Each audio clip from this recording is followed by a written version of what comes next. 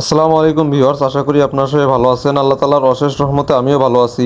একটা কথা হলো কি, আপনি যদি ভালো চলেন বা আপনার যদি কিছু টাকা পয়সা হয়, তখন এক শ্রেণীর লোক আছে সমাজে, তারা আপনার পিছে লেগে যাবে এবং আপনার পা টেনে কিভাবে আপনাকে নিচে নামানো যায় সেই চেষ্টাই করবে। নিজের কর্ম বাদ দিয়ে আপনার পিছনেই লেগে থাকবে এবং সবসময় একটাই চিন্তা করবে যে কিভাবে আপনার ক্ষতি করা যায়।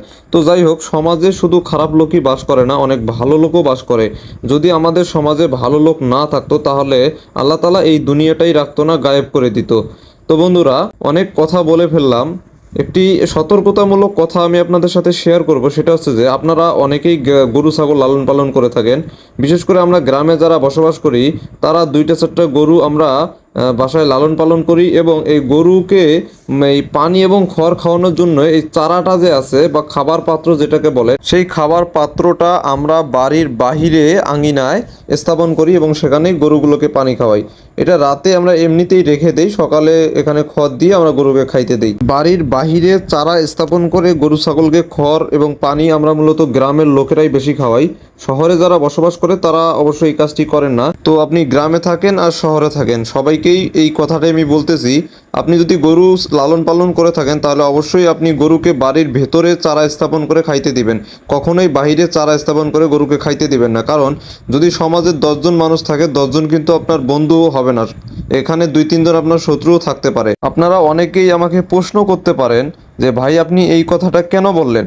তার উদাহরণ আমি দিচ্ছি। আমার বাড়ির পাশে দুইটি ঘটনা ঘটেছে, আর যার বাসায় এই ঘটনাটি ঘটেছে তারা দুইজনই আমার চাচা হয়। তো আমার এক চাচাতো ভাই সকালে ঘুম থেকে উঠে গরুকে নিয়ে চারায় বেঁধে সেখানে খাইতে দিছে।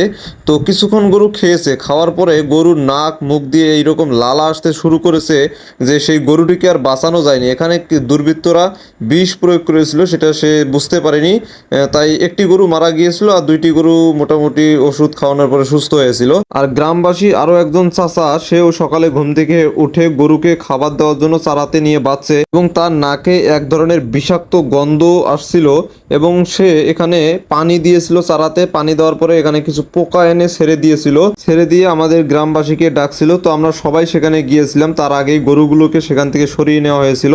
তো আমরা গিয়ে দেখি যে পোকাগুলো আস্তে আস্তে মারা যাচ্ছে।